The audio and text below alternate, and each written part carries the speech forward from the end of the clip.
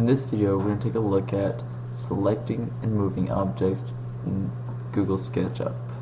First, what we're going to do is we're going to go to our window menu. We're going to open up the components window. Alright, and what the components window is a 3D warehouse of ready-made models and artwork to use within Google SketchUp. You should try to have the internet connection to help download some of these. Some of these will come pre-installed, and that you can just click and drag in to your workspace. Other ones, not so much. You're going to need to have your internet connection going so you can download them. But they are free, and they're nice little additions to use within your models, so it's a good thing to know about. So what I did was I drug out the truck delivery. Alright, just show you where it was in case you weren't catching it. It was under the first folder, component sampler. If you just see a folder, make sure you click it or double click it and open it up. Scroll down to the bottom, and that's where you'll see truck delivery. Just click and drag it into your workspace. Alright, so we've focused on how to navigate through our 3D window. Now we need to start looking at how we can actually manipulate the objects that we're creating within the 3D window.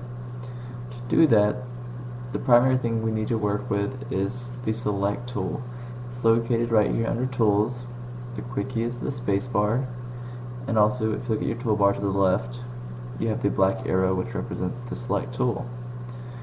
Two of the most common quick keys that you're probably going to be using are H, which is your pan quick key. Alright, this quickly allows you to pan, and using your third mouse button, the scroll wheel, if you click, allows you to orbit, so you'll constantly be going in between navigating through it and then hitting spacebar and selecting objects or deselecting objects. So remember, H for pan and spacebar for select. Get used to using those commonly throughout your workflow.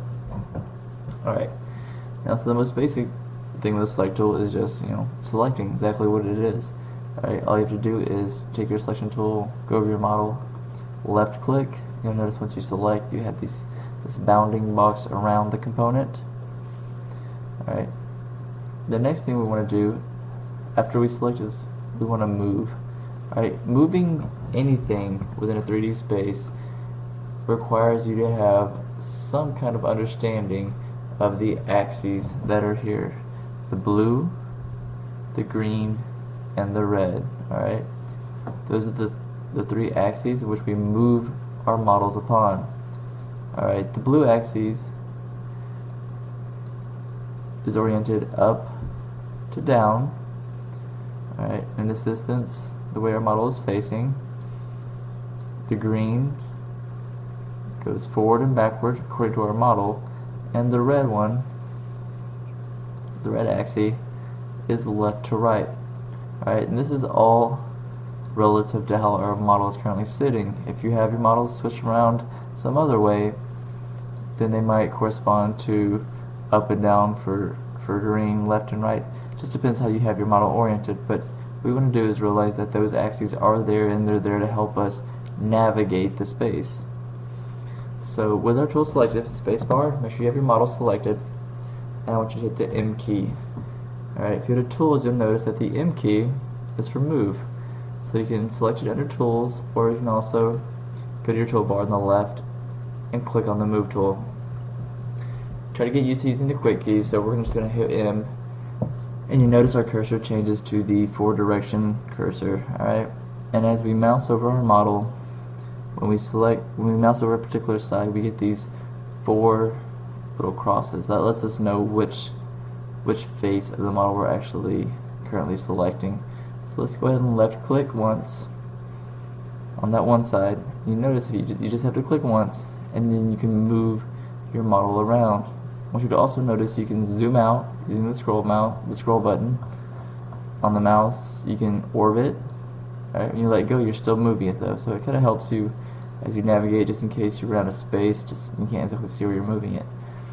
What you also notice, if you move it pretty quickly, it's kind of hard to control the direction you're going in. So you might be trying to go to the right, but you end up going up or down or some other way.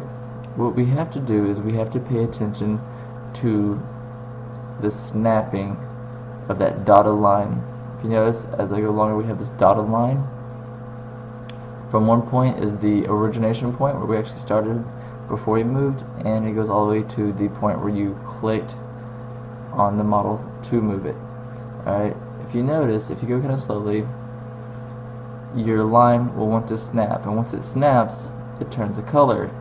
Right now, the dotted line is red, and if you notice, it says on red axis. That means that the move tool has snapped along the red axis, so it's trying to line itself up so that you can move it along the red axis, which for our model at the moment would be left to right.